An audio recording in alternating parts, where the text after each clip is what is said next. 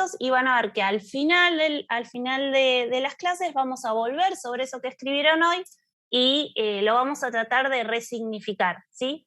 Esto se llama darle valor al conocimiento que cada uno trae, que a veces uno dice, no, no sabemos nada, hay que empezar todo de cero. Bueno, en realidad no, todos sabemos algo y está bueno rescatarlo. Así que les doy, la tarea se va a cerrar 5:30, ¿sí? Así que les doy unos minutitos para que vayan hasta ahí a la plataforma y cada uno vaya escribiendo qué le parece que es una adaptación en las plantas con el conocimiento que tienen ahora, ¿sí? Dejamos unos minutitos para que puedan completar eso.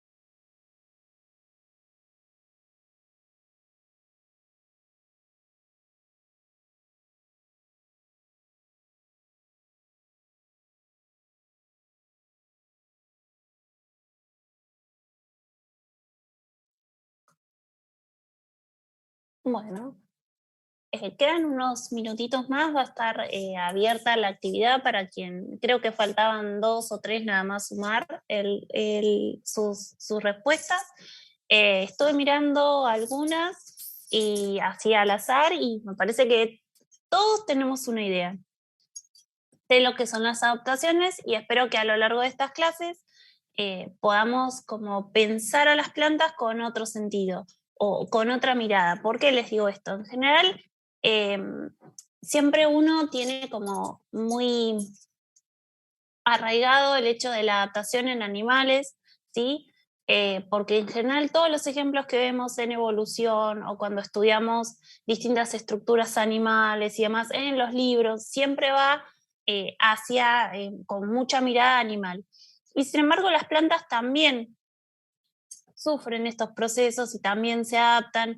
Y en algún punto, como yo siempre les digo por ahí a mis alumnos acá en Bahía, las plantas son muy, digamos, fascinantes, si se quiere, porque en un organismo que está vivo, ¿sí? Una planta es un organismo vivo, pero a su vez en el cuerpo de la planta está conformado por células que están vivas y también por células que están muertas. Y en general en los animales eso no es tan frecuente o directamente en algunos grupos ni siquiera pasa, ¿sí? Pensemos en las células conductoras del xilema, por ejemplo, que son células que están cumpliendo una función de conducción de agua y minerales y sin embargo son células completamente muertas, ¿sí? Son células que cuando depositan su pared secundaria, eh, su protoplasto se desintegra y son células que no, que están muertas justamente, ¿sí? Entonces, en ese sentido, empezar a ver esas características de las plantas y cómo con em, distintas propiedades en cada una de sus células y sus tejidos dan respuesta a ese mundo que las rodea y también se adaptan, también cambian, también se transforman, que fueron un montón de palabras que estuve leyendo en las descripciones de ustedes. Entonces, empecemos para ir viendo hacia cuál va a ser nuestra línea conductora en estas clases. Vieron que en la clase general se llamaba morfoanatomía ecológica con énfasis en caracteres funcionales. Bueno, tenía como un nombre muy raro porque es un nombre, digamos, más moderno, pero no tiene ninguna diferencia con la tradicional y clásica anatomía ecológica que se estudia desde hace muchos años, ¿sí? Es esta mirada de ver las características morfológicas y anatómicas de las plantas con una perspectiva, digamos, adaptativa o incluso también evolucionista. Entonces, ¿qué son las adaptaciones?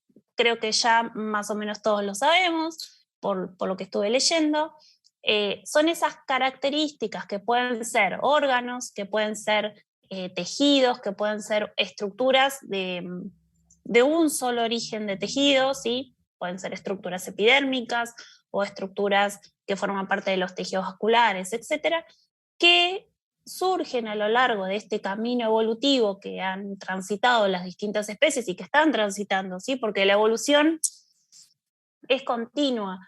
Nosotros por ahí, en nuestro tiempo de vida humano, no lo llegamos a ver, pero porque tenemos una escala chiquita en comparado con los tiempos evolutivos. En general, hay algunas otras, algunas otras adaptaciones que sí las podemos llegar a ver, pero en general entonces no la llevamos a ver, ¿sí? Y es el resultado de esa larga historia evolutiva a través, como vieron seguro con Viviana, de esos árboles cladísticos o filogenéticos donde se va acumulando las distintas características a lo largo del tiempo y que hace que después los distintos grupos puedan reconocerse. En este caso, ¿qué grupos son los que vamos a reconocer? Bueno, son grupos, digamos, artificiales que nosotros, o el hombre, sí, los científicos han diseñado para poder, digamos, como reconocer distintos grupos o agrupar a distintas especies según determinadas características comunes en respuesta a solucionar, si queremos, entre comillas, una determinada falencia o para, pensándolo en algo negativo, pero también pensar para poder aprovechar un determinado recurso que está más restringido en el ambiente. ¿Y esto por qué lo digo? Porque uno siempre por ahí piensa que la adaptación es para superar tal dificultad, pero a veces es superar esa dificultad, pero porque superar esa dificultad quiere decir que va a haber otras plantas, en este caso, que al no tener esa característica van a aprovechar menos un recurso. Entonces, las plantas que logren aprovechar ese recurso van a tener mejores herramientas y menos competidoras en ese ambiente, por ejemplo. ¿Sí? Y así podemos pensar en un montón de ejemplos.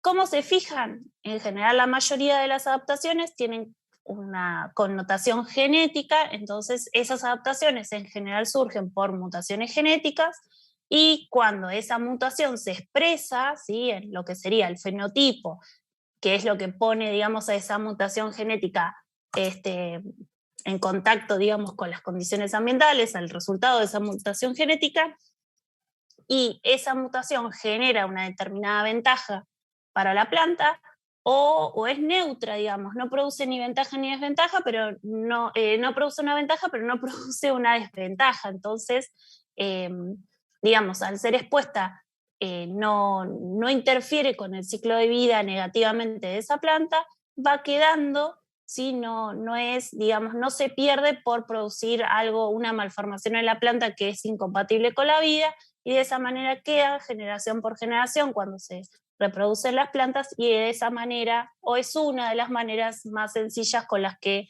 las distintas adaptaciones se van fijando. Seguramente cuando estudiaron genética vieron otras posibilidades, no nos vamos a meter tanto en eso para que no se haga tan largo el contenido que tenemos de desarrollar. Y la última pregunta que dice por ahí, ¿otorgan un beneficio? En general, obviamente las que quedan fijadas, como decíamos antes, son beneficiosas para la planta, le permiten explotar un recurso, colonizar un ambiente, ser mejores competidoras frente a otros o defenderse de herbívoros, por ejemplo, entonces también preservar su supervivencia, o como les decía antes, son neutras, ¿sí? En general, todas esas adaptaciones que se producen al azar y que no son compatibles con la vida de la planta hacen que esos individuos mueran, entonces esos individuos morir no pueden transmitir a sus descendientes esa combinación genética, lo que hace que en general se relacione a las adaptaciones con algo beneficioso, ¿sí?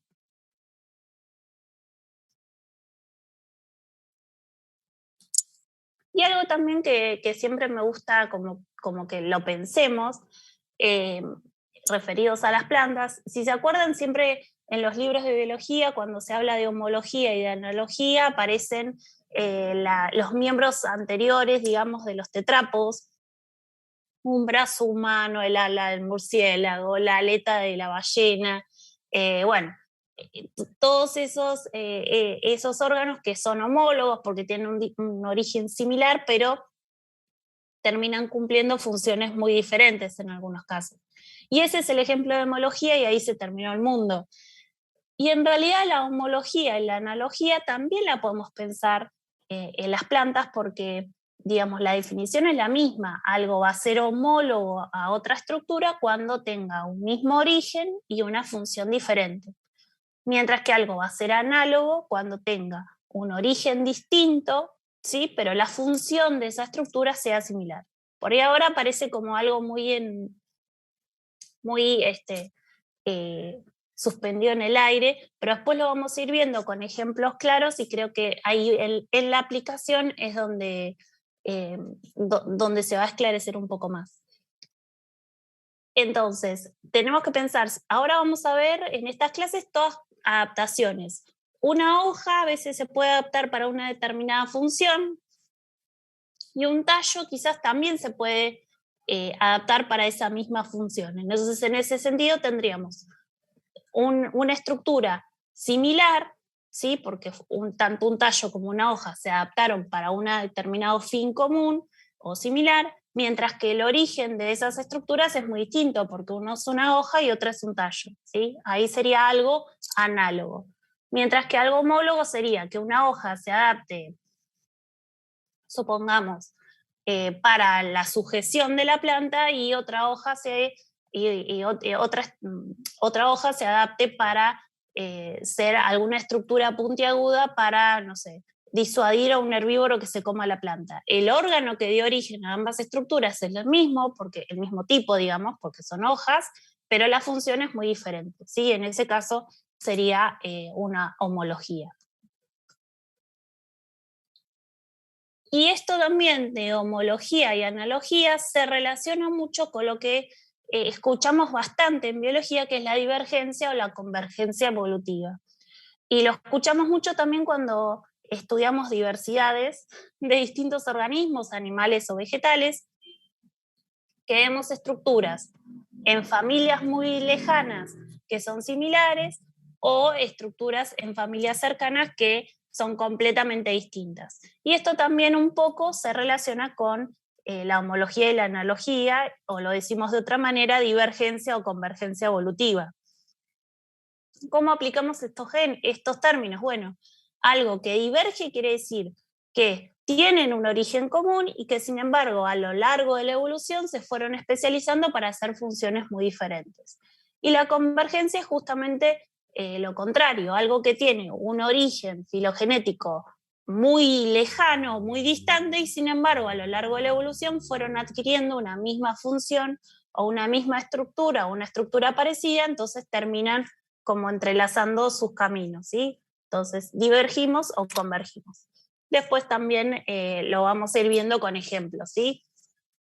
Pero todo esto me pareció interesante que lo pensemos ya les digo, en especies vegetales. Siempre lo vemos mucho aplicado a animales. Y son términos que también podemos trabajar en cuanto a las plantas, y me pareció que este tema de adaptaciones es un gran ejemplo para poder ir viendo distintas estructuras de este tipo. Y lo que yo les decía, esto de caracteres funcionales que aparece en el título de la clase, ¿por qué tan distinto? ¿O por qué usamos ese nombre tan difícil y no directamente anatomía ecológica, que es lo clásico? Bueno, se habla de caracteres funcionales porque pensamos en que ese carácter que está generando una adaptación en la planta está realmente funcionando, ¿sí? O relacionado a esa adaptación que nosotros le estamos estudiando. Por ejemplo, que lo vamos a ver ahora en un ratito, hay muchas plantas de determinadas familias que tienen glándulas de sal. ¿Sí? Son estructuras especializadas para la secreción de sal cuando esa planta crece en ambientes de alta concentración de sal. En algunas familias en particular, esas glándulas de sal es un carácter que se presenta en muchos géneros, aún incluso en algunos géneros que actualmente no habitan en zonas salinas, ¿sí? Entonces, ¿qué pasa? Esa glándula de sal en las plantas que están viviendo en suelos salinos está funcionando como justamente un carácter funcional, porque ese carácter confiere una adaptación y esa adaptación está funcionando, ¿sí? Es importante en ese ambiente para la supervivencia de la planta.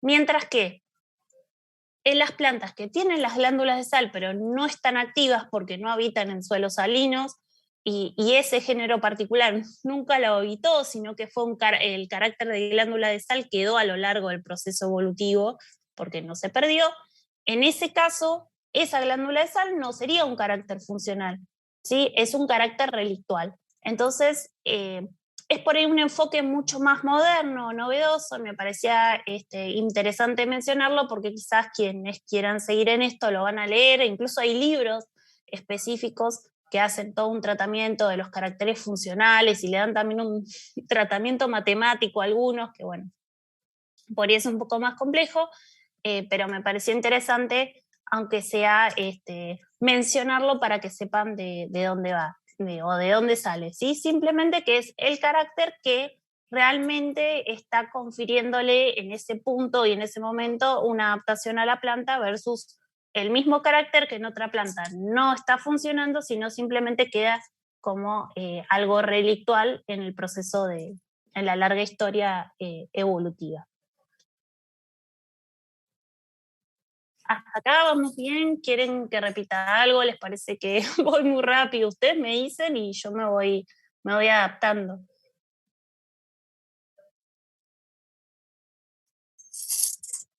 ¿Estamos bien, profe? Bueno, buenísimo. Ustedes ya saben, si algo quieren que aclare o que volvamos a ver, me escriben por el chat, yo lo miro, o si no, directamente hablan y me preguntan, no hay problema. Antes de empezar, sobre todo en la clase, los que vamos a ver hoy, que vamos a ver plantas de distintos ambientes, ¿sí? Secos, salinos y húmedos y muy húmedos, acuáticos, quería fijar contra qué vamos a comparar, porque esto es importante porque es desde donde nos paramos. En general, que deben haber sido las plantas que ustedes estudiaron en el primer curso, ¿sí? De botánica, que tuvieron en primer año, si no me equivoco, son las plantas que denominamos mesófitas. Son las que están en los libros y las que se dan como ejemplo base para después toda la serie de comparaciones que vamos a ver ahora en un ratito. Entonces quería aprovechar y repasar qué características tienen esas plantas. Bueno, primero, ¿qué son las plantas mesófitas? Las plantas mesófitas son plantas que se desarrollan en ambientes con características medias. Medias en cuanto a clima, en cuanto a temperatura, a exposición solar, ¿sí? Son ambientes, por eso lo de mesófitos, de características medias, ¿sí? Como dice por ahí, templados con humedad todo el año, ¿sí? No demasiado extremos las temperaturas, no demasiado exceso o déficit de agua, de lluvia, ¿sí? Entonces, como dice ahí también, no tienen problemas en la economía del agua, ni de temperaturas extremas, ni de exceso de exposición solar.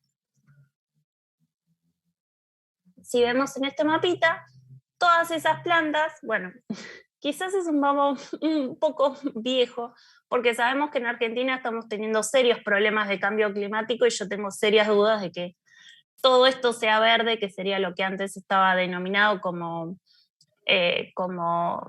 bueno, praderas, digamos, pero bueno, esto está un poco diferente en la actualidad y en África seguro que también, y por acá también, pero bueno, tomémoslo como ejemplo. Sí es cierto que en general estas zonas de praderas, que son las verdes claritas, y lo que se denominan como selvas templadas o bosques templados, que es el verde más oscuro, es lo que presenta no la mayor superficie del planeta, sino son las zonas donde se encuentra la mayor densidad de población, quizás, o donde se dieron los primeros asentamientos eh, los primeros asentamientos de las grandes ciudades. ¿Por qué digo esto? Porque en realidad cuando nosotros leemos los libros de botánica están todos basados en descripciones de estas plantas mesófitas. ¿Y esto por qué es así? Bueno, porque las primeras plantas que se describieron eran las que estaban alrededor de estas grandes ciudades donde se empezó a hablar de ciencia, ¿sí? Ya sea desde Grecia antigua hasta Roma y después las distintas ciudades de civilizaciones modernas. ¿Sí? Quizás los griegos, los romanos y por supuesto los egipcios tenían, sobre todo los egipcios, un gran conocimiento, incluso ahí estamos hablando de otro tipo de ambientes de plantas, pero todo ese conocimiento se quemó cuando quemaron la Biblioteca de Alejandría. Entonces, en realidad, la, la base sobre lo que se fundó o las bases de la botánica perdieron un montón de ese conocimiento. Por eso se dice que en general las primeras plantas que se describieron o de las que se tiene registro que se describieron fueron todos en estos ambientes medios y por eso son las que abundan en los libros de texto básico. ¿Y esto por qué lo digo?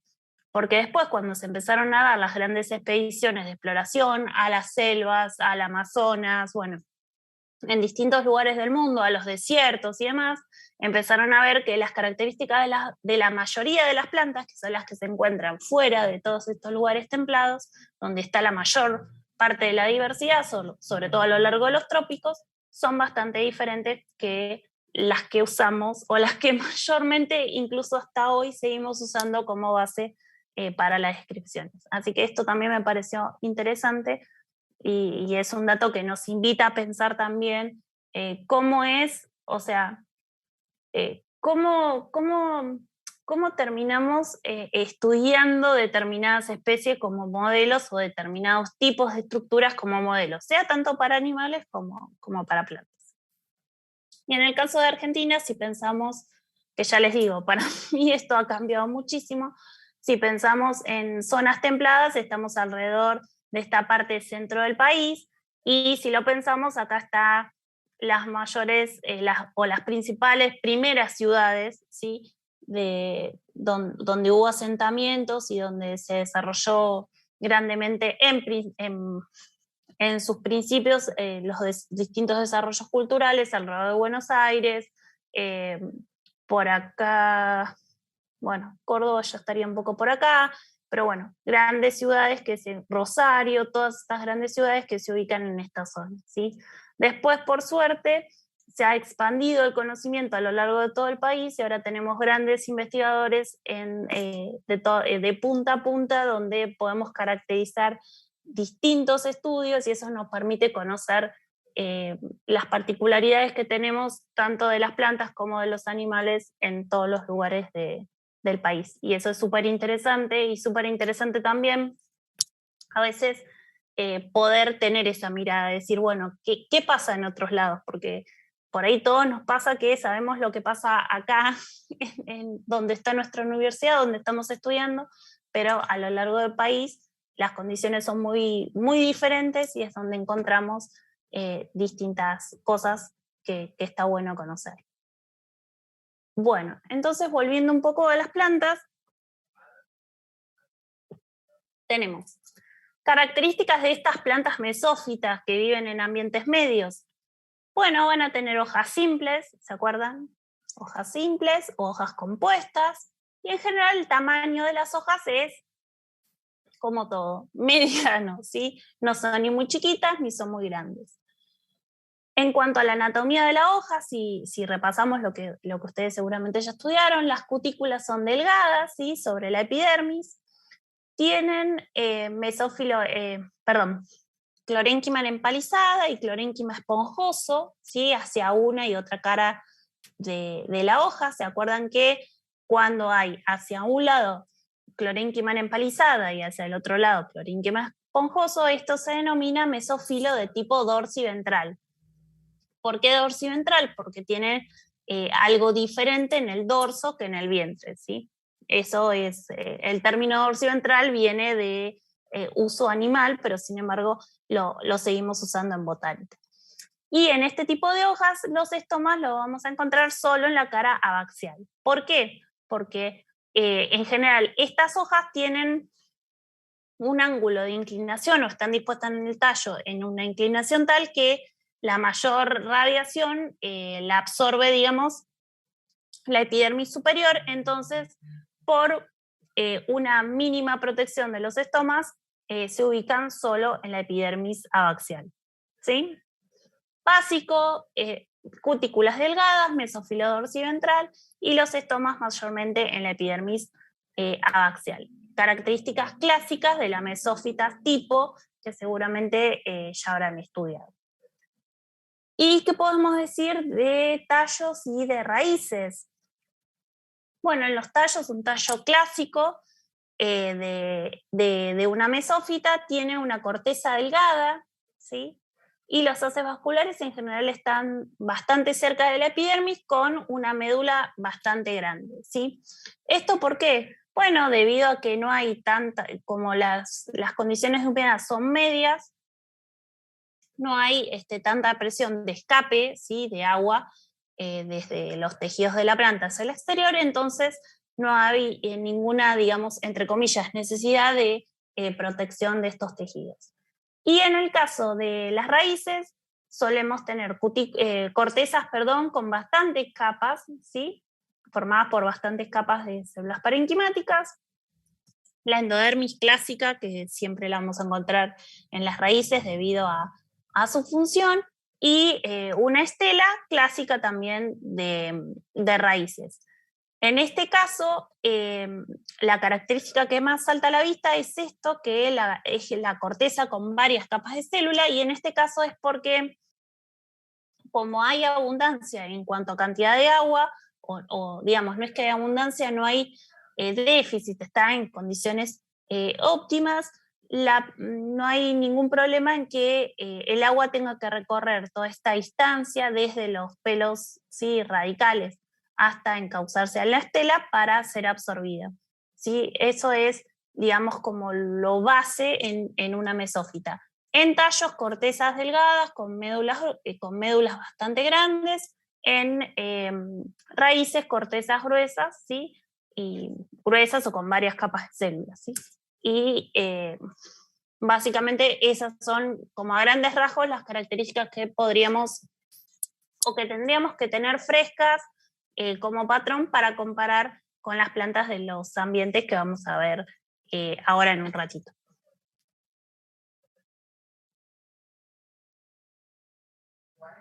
Entonces ya estamos listos como para empezar con estas adaptaciones en cuanto a la disponibilidad de agua.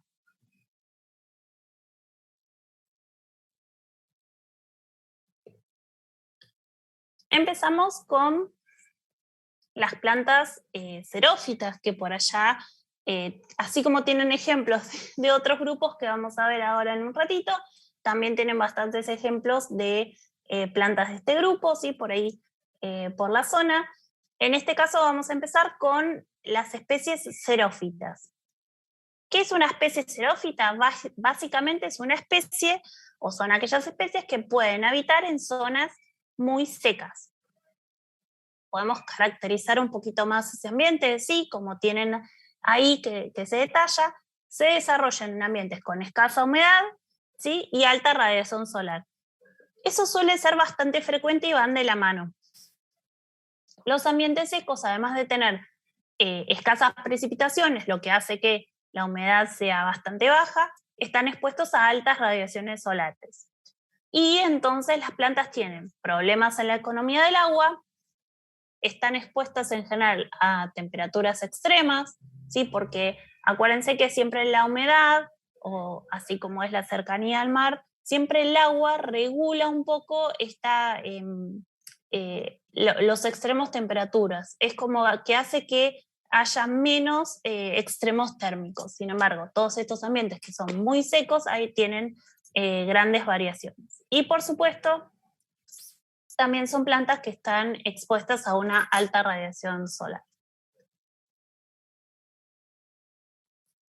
Bueno, entonces, ¿qué vamos a ver? ¿Se acuerdan que recién dijimos que en una mesófita las raíces tenían varias capas de parénquima en la corteza?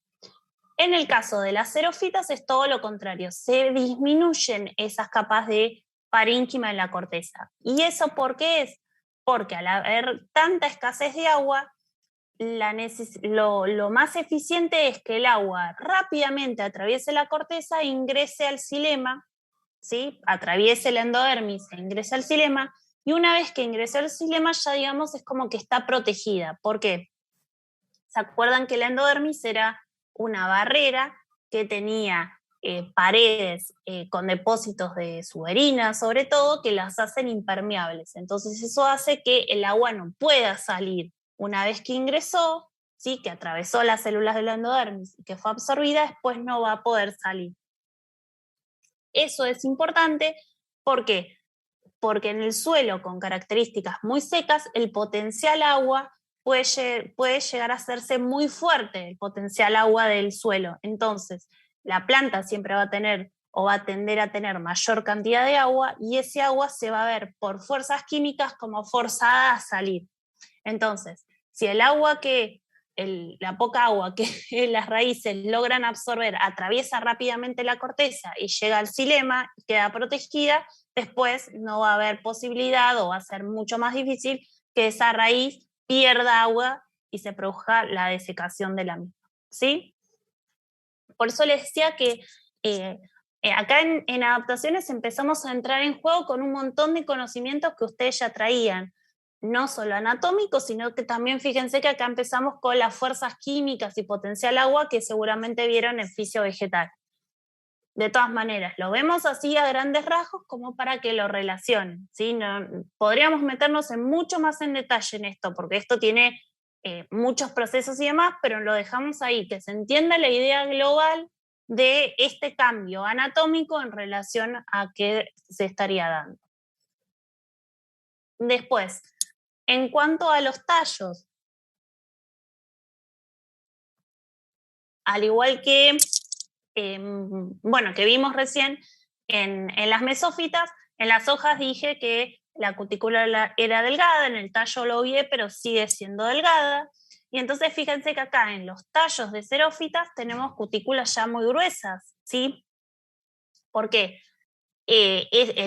Tanto el tallo, la epidermis del tallo, como de la hoja van a estar fuertemente expuestos a esta alta radiación y alta humedad, alta sequedad de la atmósfera, entonces el agua que está dentro de la planta se va a ver como forzada a salir. Que haya cutículas gruesas ya está imponiendo otra barrera para evitar esa pérdida de agua. Entonces, muy importante, cutículas gruesas, cortezas con numerosos estratos de parénquima. ¿Se acuerdan que habíamos visto que la corteza en los tallos de mesófitas era delgada? Y acá estamos viendo que es gruesa. Bueno, justamente lo mismo, pero al revés, digamos, de como lo vimos en las raíces. Acá, ¿qué pasa? El agua ya está corriendo por el xilema de los haces vasculares, por el floema en el caso de lo que sería savia elaborada. Y entonces, si esa mayor cantidad de agua que corre por los tejidos vasculares está muy cerca de la epidermis, habría posibilidades de escape, ¿sí? Cuando se abren los estomas para realizar intercambio gaseoso. Entonces, en general se ve que esas cortezas se hacen mucho más anchas y eso produce una protección ante la posible pérdida de agua por la sequedad de la atmósfera, ¿sí? Después, otra característica que se ve bastante es que en los tallos hay gran desarrollo de tejidos de sostén. ¿Sí? Todos tienen grandes paquetes de fibras o también vemos distintos tipos de esclereidas, ¿sí? Formando parte de las cortezas y la médula de los diferentes tallos. Y eso es importante porque muchas veces estas plantas necesitan un soporte extra, ¿sí? Básicamente eso. Y además, porque recordemos que lo dijimos también hace un ratito, todas las células que tengan depósito de pared secundaria van a ser células muertas. ¿Y eso qué quiere decir? Que son células que ya no van a tener una pared a través de la cual se pueda escapar agua.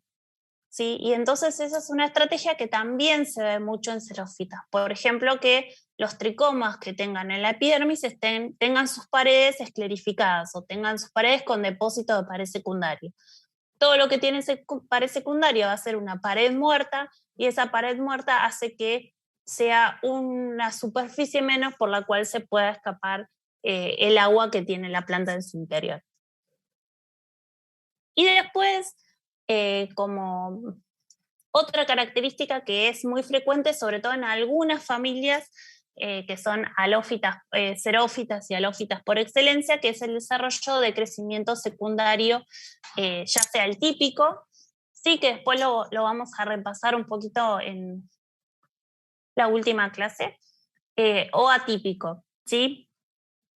Porque el crecimiento secundario, que es el desarrollo de lo que llamamos comúnmente como maderas, justamente hace esto, aumenta la cantidad de tejidos con paredes secundarias. Entonces eso, además de generar un soporte extra, hace que muchas más paredes, ¿sí?, estén como prohibidas o imposibilitadas de pérdida de agua porque estamos sumando células con pared secundaria que están muertas. Acá vemos algunos ejemplos que por ahí permiten ejemplificar un poquito lo que yo les decía. Ven la corteza, este tallo tiene una forma hermosa, a mí me gustó muchísimo, parece como una estrella, y fíjense que la cantidad de capas, ¿sí?, de parénquima de la corteza es mucho mayor que lo que habíamos visto en la primera foto que les mostré. En este caso acá tenemos también bastante cantidad de paquetes de fibras, y fíjense que a pesar de ser un tallo muy joven y uno esperaría solo encontrar haces vasculares, ya ha comenzado un incipiente crecimiento secundario, que es lo que yo les comentaba, ¿sí? Si fuera solo crecimiento primario, solo veríamos estos haces que están delimitados ahí. Al ver esta continuación de xilema y floema entre los haces vasculares, quiere decir que ya se ha desarrollado el cambio y estamos empezando a ver crecimiento secundario. En este caso también es un tallo jovencito, son todos tallos que se han cortado entre el tercer y el quinto entrenudo a partir del ápice del tallo, o sea que está bastante cerca del ápice, y fíjense, en este caso también tiene un crecimiento secundario bien marcado. También vemos acá células del esclerénquima, ¿sí? Para que le da mayor sostén, y acá fíjense que tienen suber, ¿sí? O sea que también en este caso no solo tenemos xilema secundario y floema secundario, también hay suber producido por el felógeno. Y ustedes se pueden preguntar, bueno, ¿y todas estas cosas negras, todo negro que se ve oscuro acá en la corteza, qué será? Bueno, esas células son células que contienen taninos, ¿sí? Los taninos son sus compuestos fenólicos de distintos orígenes químicos y tienen muchísimas funciones, desde hacen que la planta tenga un sabor amargo, entonces los herbívoros no las quieren comer o no las prefieren. También tienen funciones como filtros UV, ¿sí? Entonces protegen a las plantas que están expuestas a altas radiaciones. Tienen también, por ejemplo, las plantas que viven en zonas donde están bastante tiempo bajo nieve, tienen una acción que funciona como un anticongelante, entonces muchas de esas plantas también acumulan gran cantidad de taninos, y así podríamos tener miles de ejemplos y miles más que se siguen como descubriendo año a año. De hecho, muchas de las plantas medicinales que se consumen por ser antioxidantes, lo que tienen como antioxidantes son justamente estas sustancias tánicas o estos taninos, ¿sí? Los taninos también tienen muchas propiedades en lo que es captar radicales libres, ¿sí? Que sería la expresión técnica de decir que algo es antioxidante. Lo que va a hacer es tener mayor afinidad por esos radicales libres que tenemos en el cuerpo, tanto nosotros como las plantas, tienen mayor afinidad química, los captan. En el caso nuestro, después se excretan como otro compuesto. En el caso de las plantas, que no siempre lo pueden hacer, lo van a acumular en determinados compartimientos para que no interfieran en el metabolismo celular. Y acá un ejemplo de cómo se ve esto que yo les mencionaba de crecimiento secundario atípico. No vamos a entrar en detalles porque es complicado, pero básicamente lo que les quería mostrar es que ven, acá hay tejido vascular, y ese tejido vascular en el crecimiento secundario atípico lo más frecuente es que queda inmerso en mucho tejido esclerenquimático, ¿sí? Acá se ve, acá también se ve. Y en este caso, como en este caso, el crecimiento secundario atípico lo que tiene de particularidad es que uno no esperaría que se generen en forma de haces vasculares. ¿Sí? Nosotros estudiamos que el crecimiento secundario, como vimos antes, se genera como en un anillo continuo. Sin embargo, en estos crecimientos atípicos se siguen generando haces vasculares del crecimiento secundario, y en este caso están inmersos en esta matriz de esclerénquima. Esto hace que en las xerófitas estos tejidos vasculares estén más protegidos, ¿sí? Entonces es una estrategia bastante frecuente en especies de esta zona. Y para terminar este grupo, nos falta un órgano que son las hojas, y desde el punto de vista morfológico lo que vemos es que las hojas de las xerófitas son muy chiquitas, ¿sí? Se reduce muchísimo el tamaño. Puede ser que la hoja, si son hojas simples, sean muy pequeñas, o si es una hoja compuesta, que cada folíolo sea muy pequeño, ¿sí? En cualquier caso, digamos, como el resultado final es que la hoja es pequeña. Y además puede haber distintas estrategias que hace que las hojas se vayan como plegando hacia el tallo, ¿sí? Después vamos a ver unas fotitos. Ese plegamiento de las hojas hacia el tallo hace que de las dos superficies de la hoja que están expuestas, al plegarse contra el tallo queda solo una expuesta. Y además la superficie del tallo, de la epidermis del tallo, también queda protegida, entonces estaría reduciendo a menos de la mitad toda la superficie epidérmica expuesta de los órganos aéreos. Y eso suele ser una estrategia también muy importante en estos ambientes. También en hojas vamos a ver cutículas gruesas. En general lo que se ve en hojas es que los estomas están protegidos, como por ejemplo pueden estarlo al estar protegidos en criptas o al estar hundidos, o pueden estar protegidos por tricomas, o pueden estar protegidos porque la hoja se pliega, digamos, por ejemplo, hacia abajo o hacia arriba, depende de dónde se encuentre la mayor cantidad de estomas en esa hoja, y les generan cámaras de protección, que también vamos a ver ahora unos ejemplos. Otra característica frecuente es que la epidermis, en lugar de tener una capa de células, puede tener más de una. Entonces eso hace que es como que se pone mayores impedimentos hacia el agua si se quisiera escapar, porque la atmósfera está muy seca. Como les dije recién, puede haber tricomas, entonces puede haber tricomas de paredes delgadas en gran cantidad o pocos tricomas, y en ese caso de paredes esclerificadas, que es lo que decíamos antes, que una vez que la pared está esclerificada, quiere decir que esa pared está muerta, entonces no va a ser una superficie por la cual se pueda llegar a escapar agua. Otra característica es que puede llegar a haber hipodermis. La hipodermis es un poco difícil como de diferenciarla. ¿Por qué? Porque la hipodermis es una capa que se encuentra por debajo de la epidermis y que se origina, en lugar de originarse junto con la epidermis, ¿sí? Con el meristema, a partir del meristema primario que llamábamos protodermis, se origina con el meristema primario que se origina el resto del mesofilo. Sí, la hipodermis se genera a partir del meristema fundamental. Entonces, nosotros, para estar seguros de que sea una hipodermis y no una epidermis multiestratificada, tendríamos que ver cuál es el meristema que le dio origen.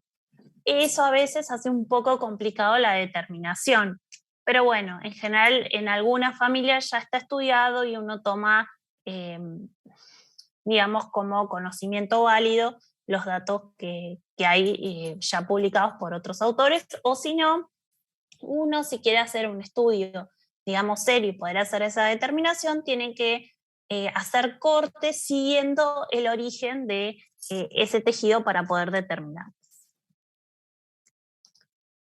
Lo mismo que dijimos en tallos, en hojas también se va a encontrar un gran desarrollo de tejido de sostén. Vamos a ver algunos tipos de mesofilos que son característicos en hojas de xerófitas, ahora se los voy a mostrar con unos ejemplos. Y lo que sí siempre en general es algo bastante frecuente en xerófitas es la presencia de tejido acuífero.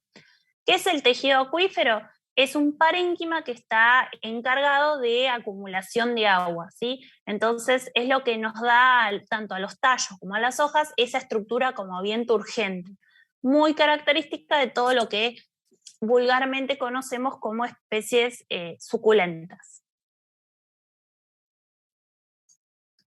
Acá tenemos algunos ejemplos, a ver si se ve por acá. Cada una de estas como escamitas que se ven ahí o que se ven acá son todas las hojas. Cada una es una hoja de esta planta. Entonces esto lo que yo les decía recién, que la hoja como que se plegaba contra el tallo. Y en realidad acá, que se ve bastante, esta parte sería la epidermis abaxial y este cachito chiquitito es la epidermis adaxial, ¿sí? La de arriba. Y este pedacito ya, todo el resto de la epidermis adaxial, se fusionó con el tallo. Entonces fíjense que directamente el tallo está completamente como bordeado por las hojas. Los tallos jóvenes. Después, cuando ya tienen crecimiento secundario, y ya tienen otros tejidos de protección, esas hojas obviamente se caen y el tallo queda expuesto, pero acá ya hay menos probabilidad de que haya pérdida de agua, ¿sí? En cambio, en estos tallos jóvenes se produce esa fusión de tejidos caulinares y de tejidos foliares, y a lo que tiende, digamos, es a la reducción de cantidad de epidermis expuesta, que es lo que les decía antes. Y acá pasa un poco lo mismo, acá también, pero fíjense que acá ya las hojitas ni siquiera las llegamos a ver, son muy chiquitas, casi como literales, apenas escamitas muy pequeñas, y forman estas estructuras bien pegaditas al tallo. En este caso, cuando la hoja se pliega hacia arriba contra el tallo, se denomina que es una hoja adpresa, ¿sí? Está adpresa contra el tallo. Y esto es un corte transversal de esto que ven acá. Acá se ve mejor por ahí. Todo esto es la epidermis abaxial, que es lo que veíamos acá, este pedacito. Y en este caso, que sería por acá, tenemos ahí, acá estaría la epidermis adaxial, que está en esta zona prácticamente fusionada con la epidermis ya.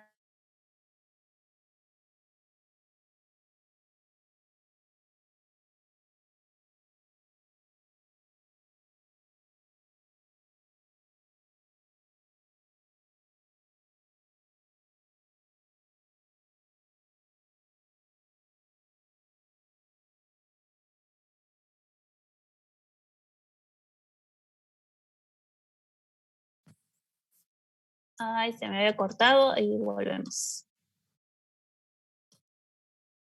Ahí estamos. Bien. Les estaba diciendo que en corte transversal, si miramos esta parte de acá, ¿sí? Todo esto es el tejido acuífero, que es lo que le da ese aspecto de como suculento a la hoja, ¿sí? De carnoso. Si vemos estas hojitas acá, ven que tienen ya ese aspecto carnoso, a pesar de ser muy pequeñas, y esta zona es lo que sería el tejido acuífero, que se ven como células parenquimáticas grandes, bien redondas, porque están muy llenas de agua y pareciera como que estuvieran vacías, ¿sí? No tienen cloroplastos. Y acá vemos los haces vasculares, que se ven por ahí un poquito raros, pero hasta acá, para esta zona está el xilema y acá está el floema, ¿sí? Entonces, esta sería la epidermis superior y esta es la epidermis inferior. ¿Sí? Recuerden que siempre el xilema se ubica hacia la epidermis superior de la hoja. Y en este caso es la otra estrategia que yo les decía, los bordes de la hoja se recubren hacia abajo, entonces generan estas cámaras, y en esta epidermis abaxial es donde se encuentran los estomas, que quedan protegidos por esta cámara que la misma hoja hace al recurvarse hacia abaxial. Y fíjense que además en este caso vemos distintos pelos, o sea que los estomas están protegidos por esa cámara que genera la hoja al curvarse y además también por los pelos. Acá tenemos un ejemplo de lo que sería un estoma a nivel de la epidermis, ¿sí? Acá están las células epidérmicas, ahí tienen las oclusivas, acá hay otro. Y en este caso, fíjense que acá estas son las células epidérmicas y acá los estomas están un poco por debajo, ¿sí? Entonces se generan estas cámaras que suelen llamarse cámaras epiestomáticas que protegen al estoma y no están completamente expuestos a lo que sería la atmósfera. Acá es otro ejemplo y fíjense que esa cámara epiestomática se genera por estas papilas de las células anexas. Y aprovecho esta foto, fíjense que el grosor de la cutícula, que se ve como con esa sombra bien rosadita, acá también se ve mejor, que es diferente de esto, que es el grosor de la cara de la pared, perdón, de la célula epidérmica. O sea que acá sumamos célula epidérmica con pared gruesa más cutícula también gruesa. Y acá tienen las dos células oclusivas. Fíjense que acá las células oclusivas no llegan a la misma altura que las células anexas, son un poquito como más chatitas, y se genera esa cámara epiestomática bastante más reducida. Y acá tenemos un ejemplo bien típico de lo que sería un estoma hundido, donde acá están las células epidérmicas, esta es la célula anexa, que tiene una forma como rara, como que se hunde un poco del nivel de la epidermis, y las células oclusivas quedan aún más por debajo. Y esta es toda la cámara que se genera encima. ¿Sí? Viene un ejemplo típico de lo que sería un estoma hundido. En este ejemplo de acá tenemos en la cara abaxial estas, lo que se denominan criptas, ¿sí? Fíjense que son como pequeños huecos, si se quiere, o cavidades que se generan en la parte abaxial de la hoja, y en estas cavidades, en estos huecos, es donde vamos a encontrar en la epidermis los estomas. Entonces están estos estomas que se ven ahí y ahí, y ahí también se encuentran protegidos en estas criptas. Y algo importante que se ve muy bien también en esta foto, fíjense la epidermis, una capa, dos capas, ¿sí? Es lo que decíamos de epidermis multiestratificadas. En este caso tienen dos capas, ¿sí? La epidermis está formada por dos capas de células epidérmicas en lugar de uno, que es lo usual. Y otra característica también importante a mencionar es el tipo de mesofilo de esta hoja, que fíjense que tiene una capa, dos capas, todo esto de empalizada hacia la epidermis axial, y si miramos acá también hay una capa, dos capas de empalizada hacia la epidermis abaxial, y en el centro fíjense que tenemos clorénquima esponjoso, ¿sí? Entonces, este tipo de mesofilo donde hay clorénquima empalizada, esponjoso y vuelve a haber empalizada, se denomina de tipo isobilateral, ¿sí? Entonces vimos antes el dorsiventral que tenía empalizada hacia adaxial y esponjoso hacia abaxial, y ahora le sumamos otro tipo de mesofilo, en este caso característico de xerófitas, que es isobilateral. Empalizada, esponjoso y empalizada. Puede ser que en algunas especies la cantidad de esponjoso sea muy pequeña o incluso pueda ya directamente no encontrarse. Esas variaciones también son frecuentes.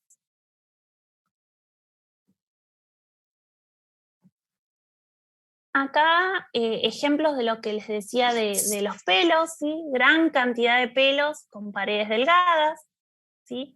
O acá vemos, estos son como esta parte, sí, la parte libre del pelo, gran cantidad de pelos. También puede pasar que estén con paredes clarificadas, ¿sí? Como se ven acá todos estos, que acá tiene un detalle, ¿sí? Todos los pelos, la parte distal de ese pelo ha depositado pared secundaria, la parte basal no. Y acá hay otro ejemplo de pelos también con parte de sus paredes esclarificadas.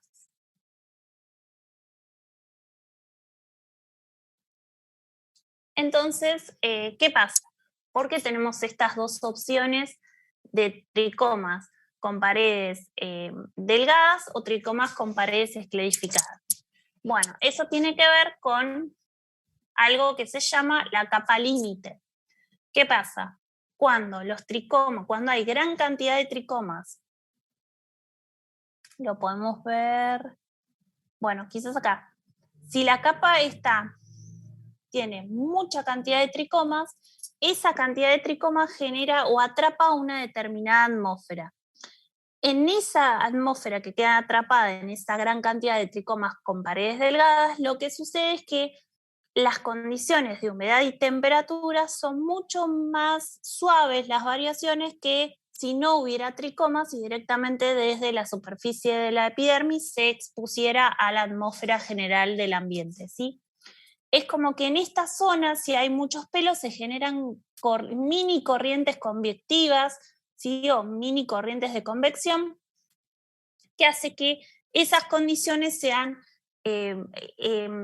como las variaciones de temperatura y de humedad, sobre todo, mucho más suaves, no tan abruptas como si esa capa no estuviera. Entonces, la acción, cuanto más grande sea la capa límite, quiere decir cuanto mayor densidad de pelos haya y estos sean más largos, van a atrapar mayor cantidad de atmósfera y esas variaciones van a ser aún mucho más suaves. Y esa es justamente una de las razones por las cuales muchas especies de xerófitas las vemos tan llenas de tricomas, ¿sí? Porque aprovechan esa posibilidad que les da la generación de estas capas. Si los tricomas son en menos cantidad y son muy cortos, se va a generar una capa límite, pero va a ser de este tipo mucho más delgada. Entonces las variaciones se van a amortiguar un poco, pero no van a ser tan amortiguadas como si esa capa fuera mucha mayor, ¿sí? Y directamente, si los pelos están muy espaciados, ya no se genera este fenómeno de capa límite. Por eso es que yo antes les comentaba, si hay muchos pelos, seguramente van a ser de paredes delgadas. Ahora, si hay pocos y están espaciados, como ya no van a estar aprovechando o no van a tener esa posibilidad de generar la capa límite, en general esos tricomas, cuando son pocos y espaciados, van a tener las paredes esclerificadas para no aumentar la posibilidad de superficie de pérdida de agua.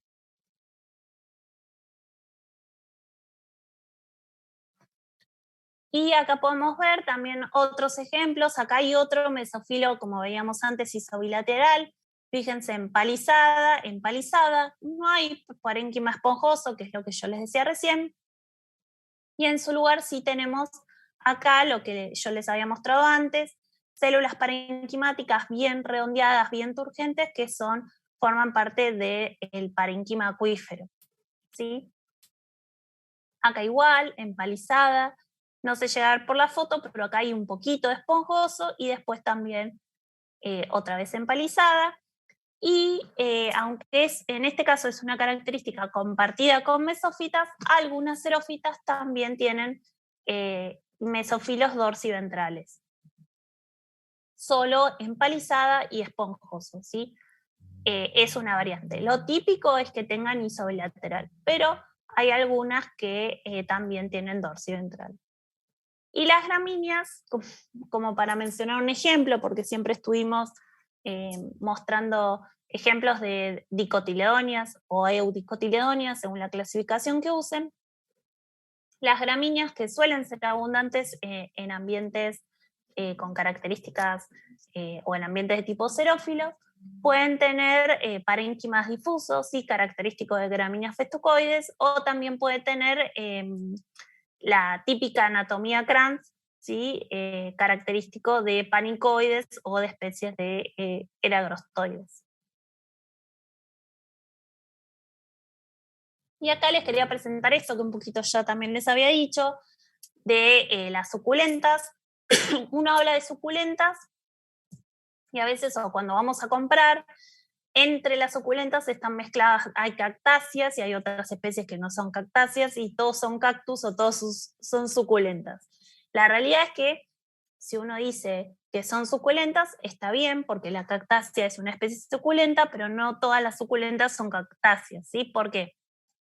La suculencia tiene que ver con este tejido, que es el tejido acuífero, que yo les venía mencionando, que es un parénquima especializado en reservar agua y es lo que le da esa turgencia a distintos órganos, básicamente a hojas y a tallos, ¿sí? Y acá tenemos otro ejemplo, y fíjense la cantidad de parénquima acuífero que tenemos acá. Toda esta parte, todo esto es parénquima acuífero, y en el medio de ese parénquima acuífero aparecen los haces vasculares.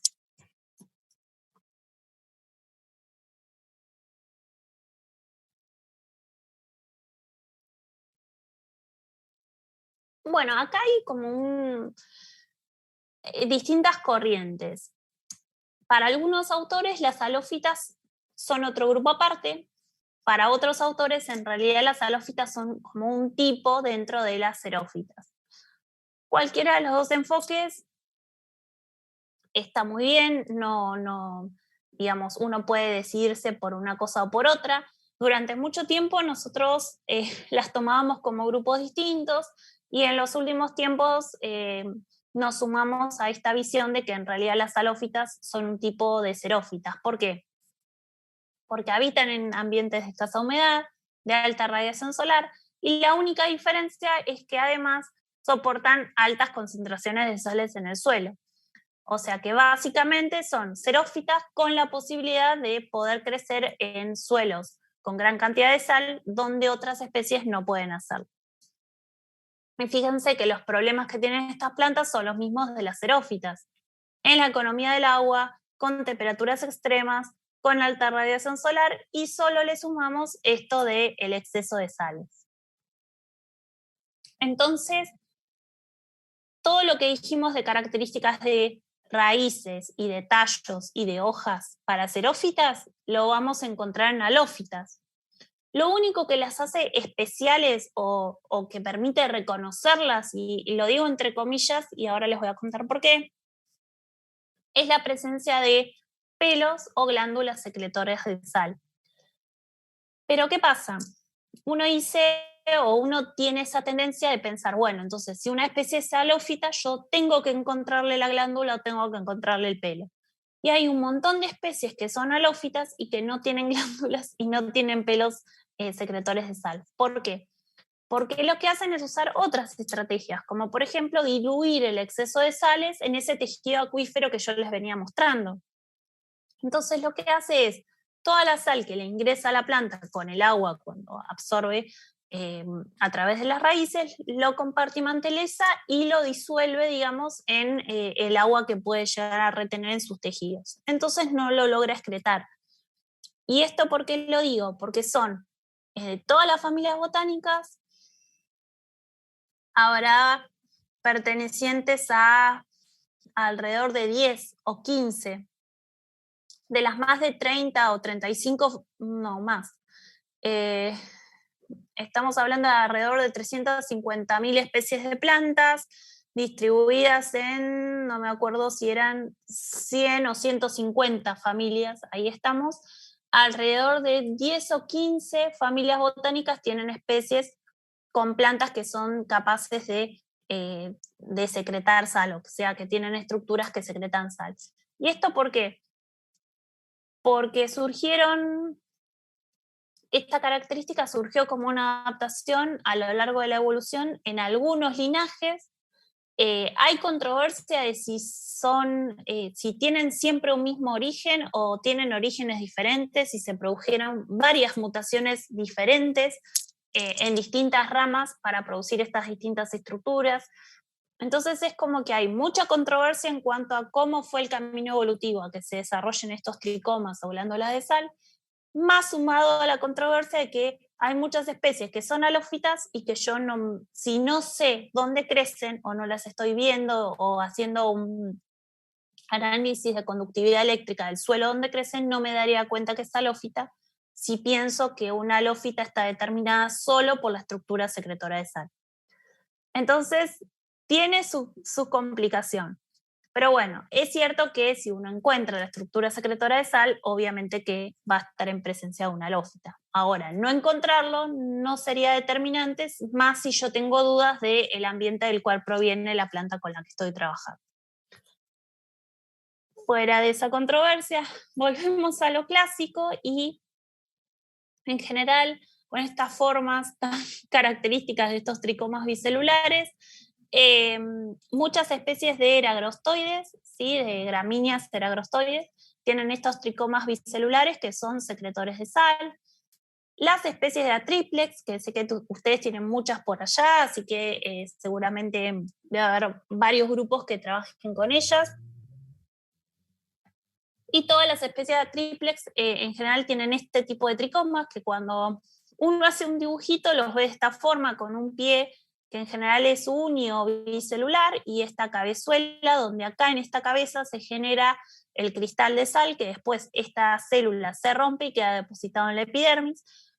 Y cuando uno hace los cortes, los tricomas que se ven tan bonitos en los esquemas se ven así de horribles, porque literalmente son muy, muy delgaditas las paredes de las células, y nosotros para hacer estos cortes los sometemos a distintos líquidos, y esa acción de esos líquidos, que son alcoholes, siloles y demás, hace que se rompen y se vean de esta forma, y uno espera encontrar esto y encuentra esto, ¿sí?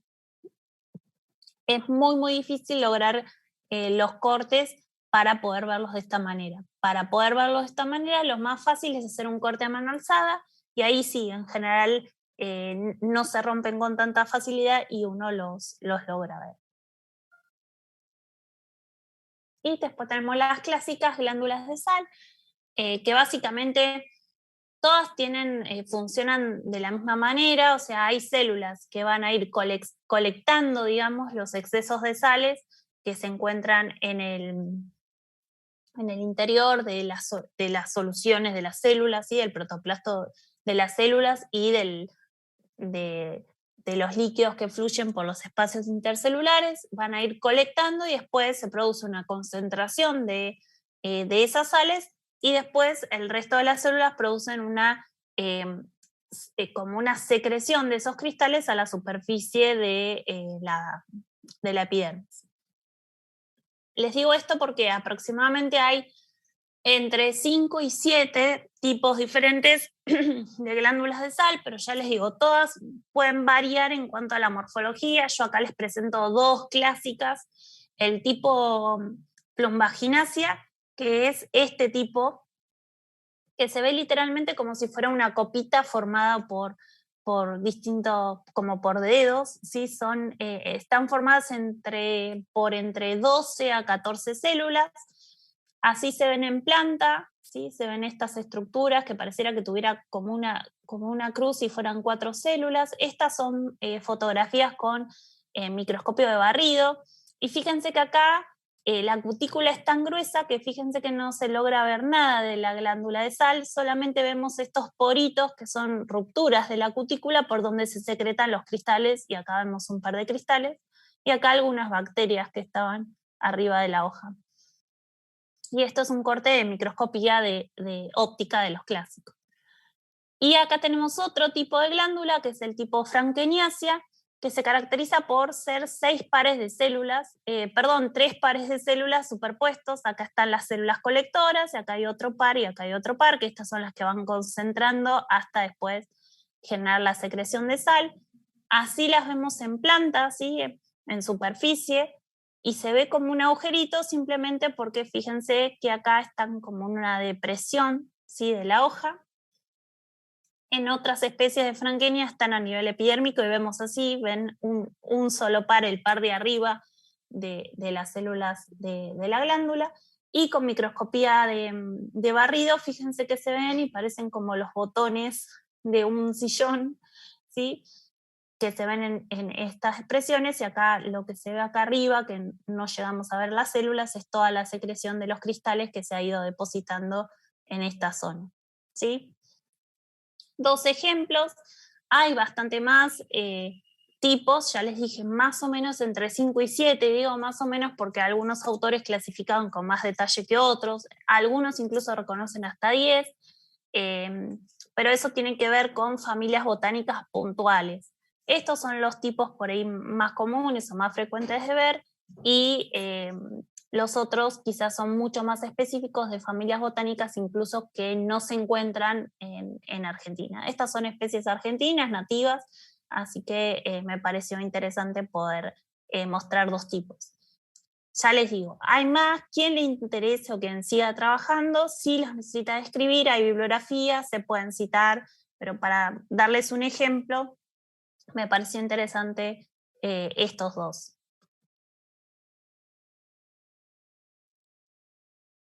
Vamos bien por acá. ¿Quieren alguna duda? ¿Quieren que volvamos a ver algo más? Ustedes me dicen.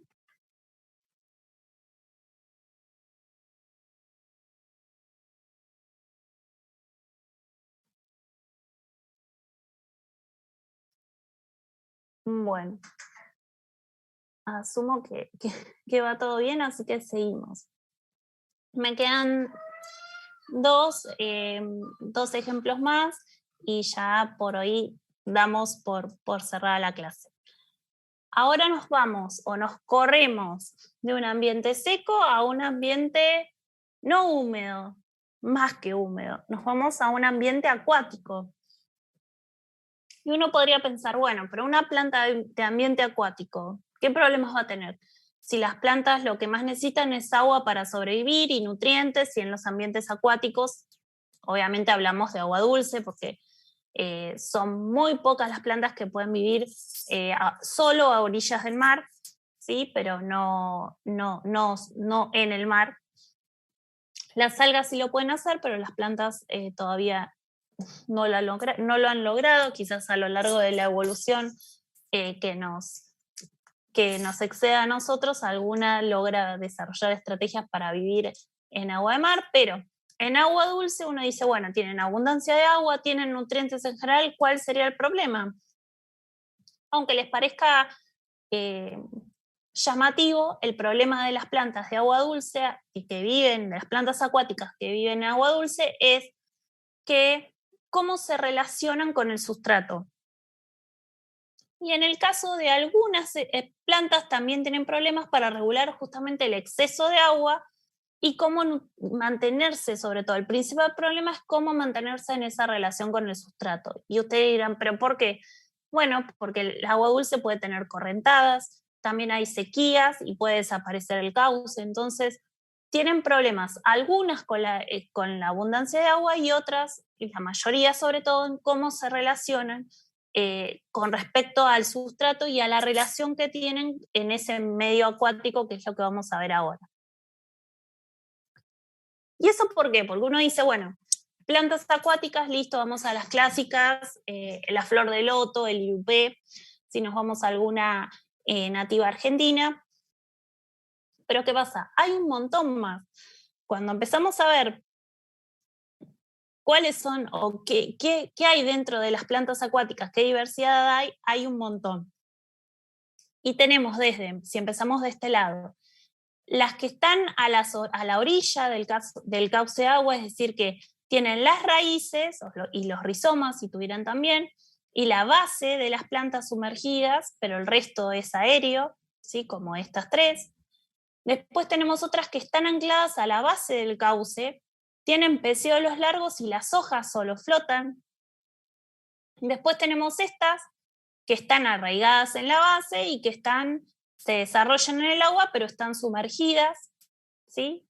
Tenemos estas que son flotantes, estas que pueden estar arraigadas, ¿sí? a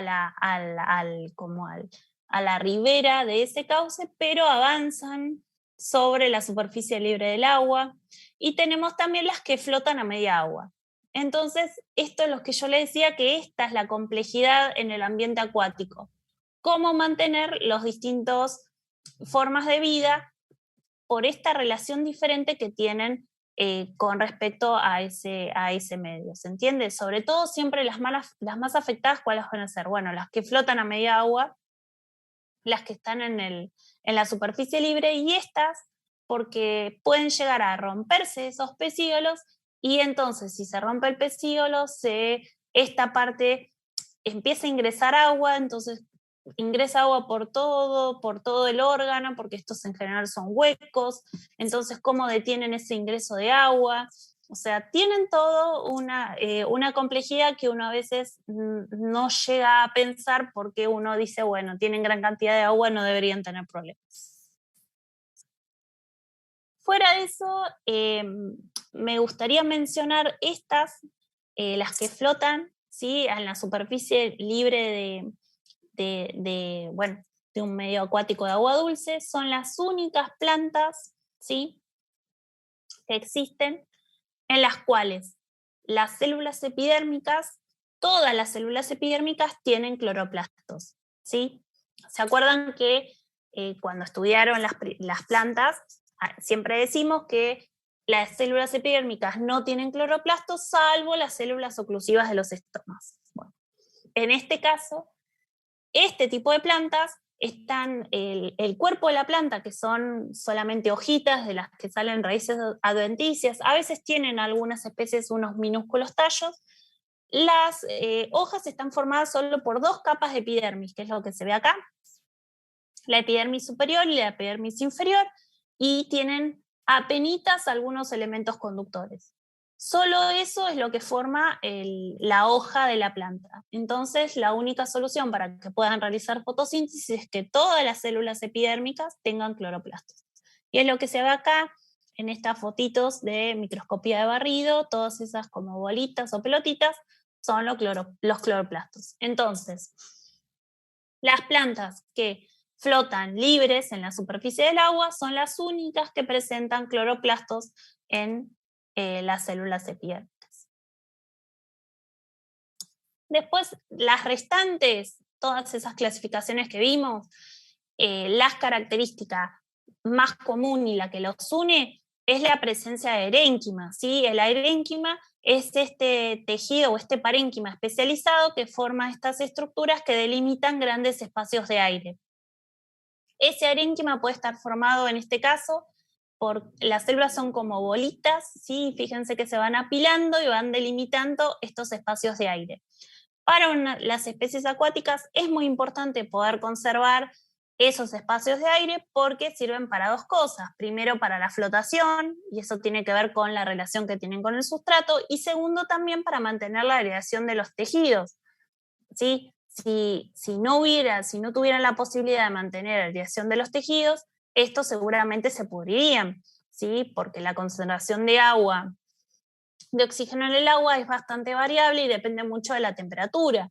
A mayor temperatura del agua hay menor concentración de oxígeno disuelto y entonces generarían procesos importantes de pudrición de los tejidos. O sea que dos funciones muy importantes de estos distintos espacios aéreos. Acá estos son ejemplos de tallos, acá tenemos un ejemplo de una hoja, ¿sí? Fíjense, tienen clorénquima y después todo el resto de la hoja está formado o delimitado por esos espacios aéreos. Y en este caso, aunque parezca loco, es un tallo de una planta acuática que está cortado, y fíjense que de aquel lado se ven como bichitos y no se están cayendo. Uno diría, bueno, pero si se cortó el tallo y era hueco, tenía un gran espacio de aire, se debería, el contenido que tendrían se deberían caer. Bueno, en realidad muchas especies acuáticas tienen cada determinados intervalos en estos espacios aéreos una capa de tejido que se llama diafragma. Justamente esa capa de tejido que se llama diafragma, que es lo que se está mostrando en esta foto y es lo que hace que no se salga, digamos, el contenido que hay en la otra mitad del tallo, lo que hace es que si se produce alguna lesión en un tallo o en un pecíolo de una planta sumergida, ingrese agua, pero solo ingresa agua en la cavidad esa aérea entre dos tabiques, ¿sí? O entre dos diafragmas. Entonces, el resto, ¿sí? Lo que queda por encima y por debajo de uno y otro diafragma, no se llena de agua. Y eso, digamos, es una estrategia para que la planta no muera. ¿Se entiende?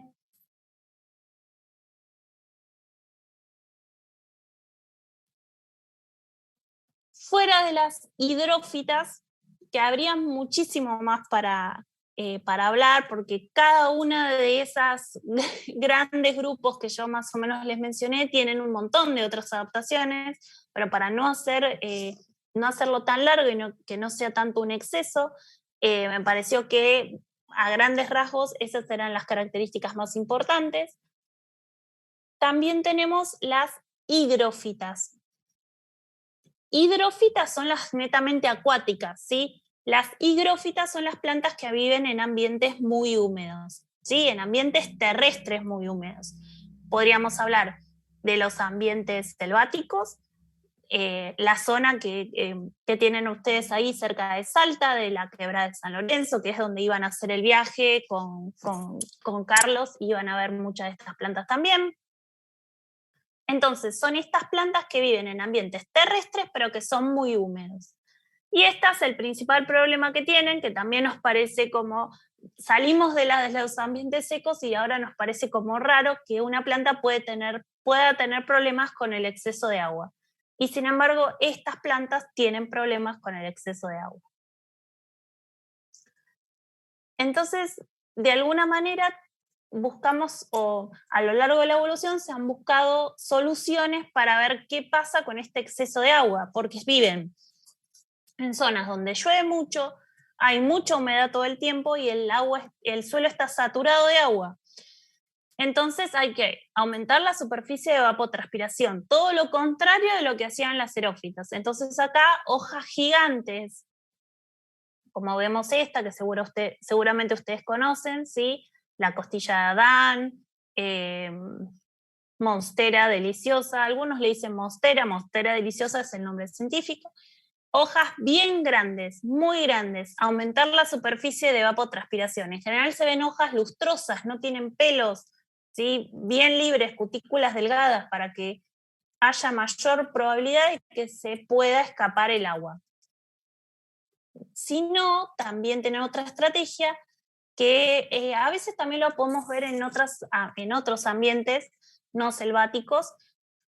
¿Vieron esas mañanas de verano donde uno se levanta y hay muchísima humedad? Si salen a algún jardín y ven en el pasto, van a ver en la punta de la lámina como una gotita de agua. Este fenómeno se llama gutación, ¿sí? Y justamente es una estrategia que tienen las plantas para, digamos, como de alguna manera, secretar el exceso de agua que tienen en sus tejidos. ¿Por dónde lo secretan? Por unas estructuras que son como unos estomas más grandes, ¿sí? Y se generan estas gotitas, que es un fenómeno que se ve bastante, ¿sí? Donde está literalmente liberando el exceso de agua que tiene en sus tejidos. Otras estrategias que se ven bastante son células epidérmicas, que quizás ya las hayan visto, las células buliformes. Esas células buliformes, ¿se acuerdan que son células epidérmicas que tienen la función de acumular agua? En algunas especies de hidrófitas pareciera como que toda la epidermis superior, sobre todo, está toda formada por células buliformes, ¿sí? Es una estrategia para tener un lugar donde poder volcar ese exceso de agua que se encuentra en los tejidos de las plantas. Y acá tenemos otro ejemplo que se ve que hay, si viéramos, bueno, está chiquita la imagen, pero acá hay células epidérmicas normales, digamos, de las comunes que esperamos encontrar en cualquier planta, y de repente hay algunas células epidérmicas que generan esto, son enormes porque están llenas de agua, ¿sí? Como dice ahí, estas están almacenando agua. Es una estrategia similar a lo que sería tener gran cantidad de células buliformes. En general, estas características también las vemos como todas esas hojas. Vieron que a veces hay hojas que uno las ve, a veces son carnosas también. Se ve y parece que la epidermis brillara, que tuviera como chispitas y que brilla. Bueno, eso que está brillando en general es la reflexión de la luz en estas células que tienen gran contenido de agua. Y esa es otra estrategia que también presentan este tipo de plantas higrófitas, plantas que viven en lugares con gran humedad, donde su problema es deshacerse de la gran cantidad de agua que ingresa y que a veces no pueden o no logran limitar a través de sus raíces.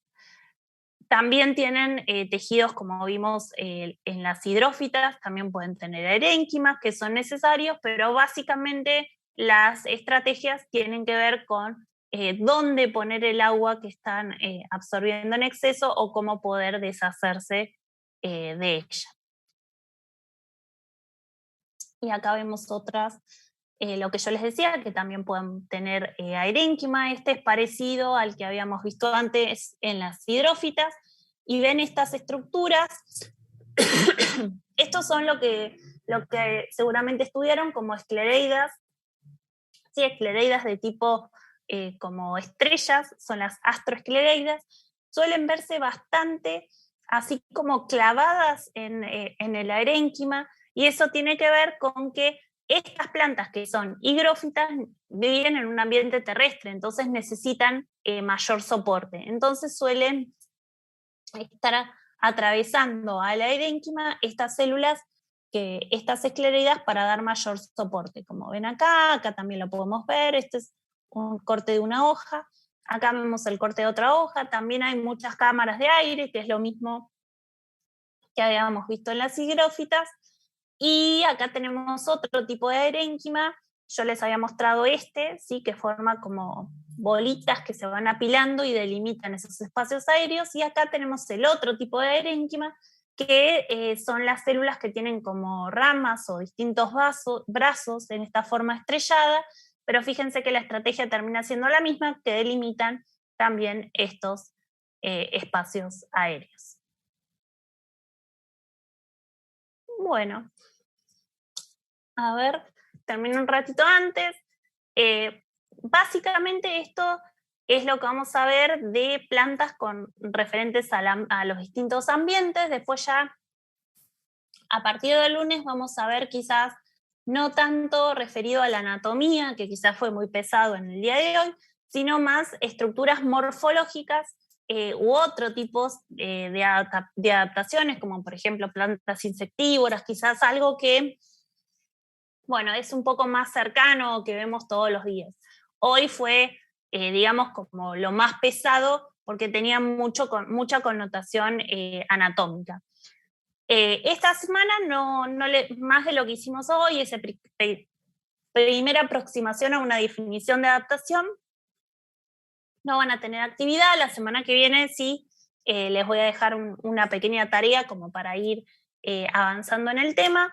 Y sí, lo que les quería decir es que en la parte de bibliografía les dejé un pequeño apunte, ¿sí? En español van a ver que tiene videos y también tiene enlaces, tiene imágenes y también tiene enlaces como hipertexto que ustedes van a cliquear y les va a enlazar a videitos de YouTube, que me pareció que estaban lindos porque o mostraban alguna estrategia de las plantas insectívoras o enlaces a otras páginas, ¿sí? de internet de alguna universidad donde ustedes pueden encontrar más detalles si les interesa, así que tienen ahí un pequeño apunte en español con las cosas básicas de lo que vamos a ver en las distintas clases. Y después, si quieren, yo les puedo dejar algunos capítulos para quien le interese o que quiere profundizar un poco más de libros, pero ahí sí van a estar en inglés, porque lamentablemente todo lo que hay de referente a este tema está en inglés y no ha habido traducciones a libros en español. Eh, Así que en general en español de adaptaciones hay bastante poco. Por eso nosotros, bueno, a lo largo de algunos años fuimos traduciendo y generamos ese pequeño apunte.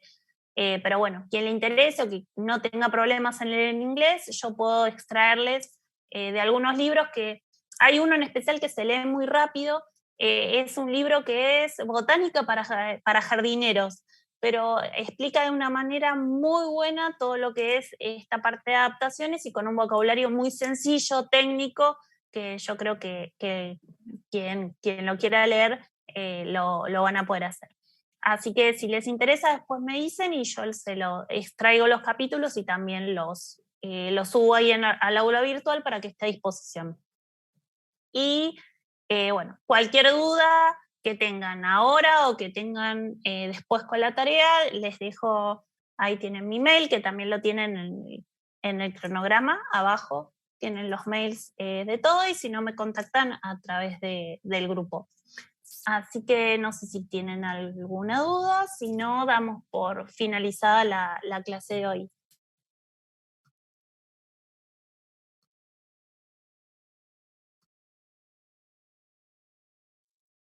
No hay dudas, profe. Bueno,